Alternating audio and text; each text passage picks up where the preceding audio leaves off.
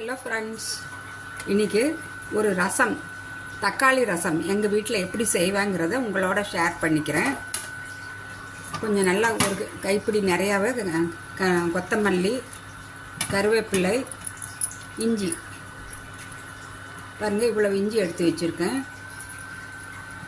தக்காளி நல்லா ஒரு 1/2 கிலோ தக்காளி, ஒரு 5-6 பல் பூண்டு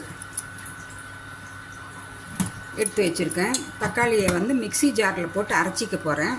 இப்போ மிக்ஸி ஜாரில் 1 டீஸ்பூன் சீரகம், 1 டீஸ்பூன் மிளகு, 1/2 டீஸ்பூன் தனியா, இப்போ கட்டி பெருங்காயம் இருந்தால் இது மாதிரி ஒரு சின்னதாக ஒரு பீஸ் 2 பீஸ் போட்டுக்கலாம். இல்லாதவங்க தூள் பெருங்காயம் இருந்தால் 1/2 டீஸ்பூன் இந்த மிக்ஸி ஜார்லேயே போட்டுக்கலாம். இப்போ இதோடவே தக்காளி ஆட் பண்ணிக்க போகிறேன். நம்ம கட் பண்ணியிருக்கிற அந்த 1/2 கிலோ தக்காளியும் இதோடு போட்டுக்கலாம். இப்போ இந்த பூண்டு பல் அதையும் போட்டாச்சு, 3 பல் பூண்டு. இப்போ இதில் வந்து இந்த இஞ்சியும் ஆட் பண்ணிக்கலாம். 1/2 கிலோ தக்காளிக்கு நல்லா ஒரு 2 இன்ச்சு அளவுக்கு இஞ்சியை நல்லா சுத்தம் பண்ணி மேல் தோலை எடுத்துகிட்டு இந்த மாதிரி சின்ன சின்னதாக நறுக்கி வச்சுருக்கேன். அதையும் ஆட் பண்ணிக்கலாம். இப்போ இதுக்கு வந்து கொஞ்சம் புளியும் கரைச்சி ஊற வச்சுருக்கேன். ஒரு சின்ன எலுமிச்சம்பழம், நம்ம ஊரில் சின்ன எலுமிச்சம்பழம் இருக்குது பார்த்திங்களா, அந்த சைஸ்க்கு புளியை வந்து இப்போ நல்லா ஊற வச்சுருக்கேன். அதை அப்புறமேல ஆட் பண்ணிக்கலாம். இப்போ இதை நல்லா மிக்சியில் அரைச்சி எடுத்துக்கலாம். பாருங்கள், இது நல்லா அரைச்சிக்கிட்டேன். தக்காளி, சீரகம், மிளகு, தனியா, அப்புறம் கொஞ்சம் பெருங்காயம், பூண்டு, இஞ்சி, இதோட இந்த ஒரே ஒரு வரமிளகாய் அதையும் போட்டுக்கலாம். இதில் நான் வந்து இந்த ஒரு கைப்பிடி அளவுக்கு கொத்தமல்லி, அதை நல்லா இந்த மிக்ஸி ஜாரில் போட்டு நல்லா அரைச்சிக்கலாம், நைஸாக அரைச்சிக்கலாம். கொஞ்சம் கருவேப்பிலையும் போட்டுக்கிறேன். ரொம்ப சூப்பராக இருக்கும் இந்த ரசம். இந்த மழை டைமில் இந்த மாதிரி தக்காளி ரசம் செஞ்சு நீங்கள் சுட சுட சாதத்தில் பிசைஞ்சு நல்லா ஓட ஓட ரசம் ஊற்றி சாப்பிட்டு பாருங்கள், அவ்வளோ அருமையாக இருக்கும். நெய் வேணுங்கிறவங்க கூட ஒரு ஸ்பூன் நெய் கூட விட்டு சாப்பிட்லாம் ரசம் சாதத்தில். குழந்தைங்களுக்கும் ஊற்றி கொடுங்க, அவ்வளோ சூப்பராக இருக்கும். பாருங்கள், எல்லாமே நைஸாக அரைச்சாச்சு. இப்போ நான் இந்த குக்கரில் வந்து ஊற்றி நல்லா ஒரு 2 விசில் கொடுத்துக்க போகிறேன். இந்த தக்காளி எல்லாம் வெந்து நல்லா அந்த பச்சை வாசனை போயிடணும். குக்கர் வச்சுருக்கேன். அதில் கொஞ்சம் மஞ்சத்தூள் ஆட் பண்ணியிருக்கேன்.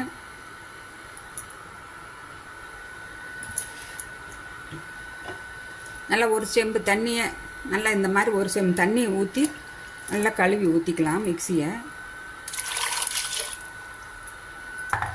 ஸ்டவ் ஆன் பண்ணிக்கலாம்.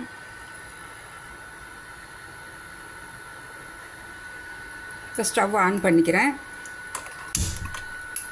நல்லா மிக்ஸி ஜாரை கழுவி நல்லா ஒரு செம்பு தண்ணியை நல்லா அலசி ஊற்றிக்கலாம்.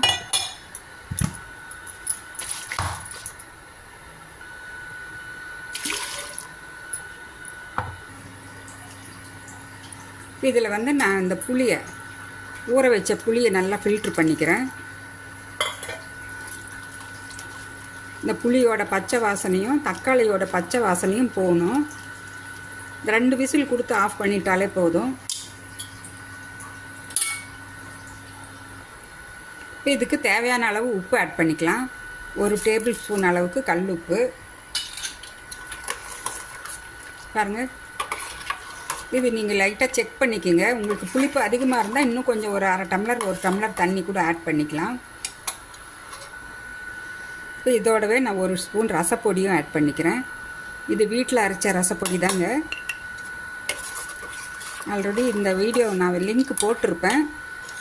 அது நான் என்னுடைய எண்டு வீடியோவில் போடுறேன். நீங்கள் வேணுங்கிறவங்க பார்த்து தேவைப்படுறவங்க இதே மாதிரி ரசப்பொடி செஞ்சு வச்சுக்கலாம். பாருங்கள், அவ்வளோதான். இப்போ இதை மூடி வச்சு 2 விசில் கொடுத்துக்கலாம்.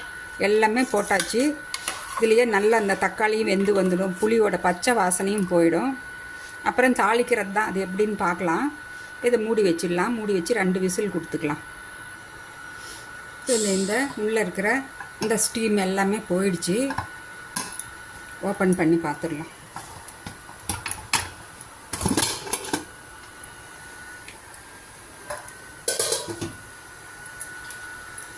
நல்லா சூப்பராக அந்த தக்காளியோட பச்சை வாசனை புளியோட பச்சை வாசனை எல்லாமே போயிடுச்சு.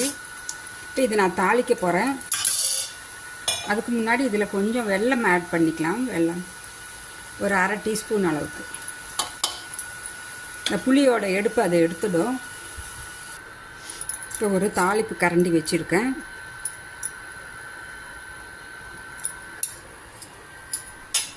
அதில் 1 டீஸ்பூன் அளவுக்கு எண்ணெய் ஊற்றியாச்சு. 1/4 டீஸ்பூன் கடுகு,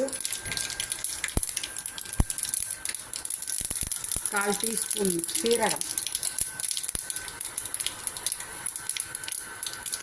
ஒரே ஒரு ரெட் சில்லியை இது மாதிரி கிள்ளி வச்சுருக்கேன்.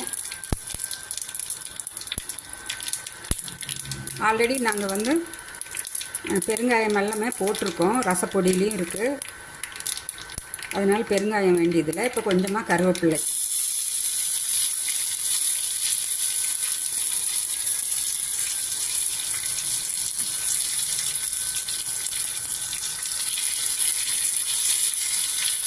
ஸ்டவ் ஆஃப் பண்ணிடலாம்.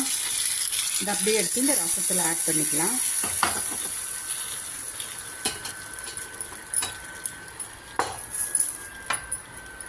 இப்போ மேலாக இந்த கொத்தமல்லி தலையை நல்லா கிள்ளி இப்படி போட்டுடுங்க. சூப்பராக இருக்கும் இந்த ரசம்.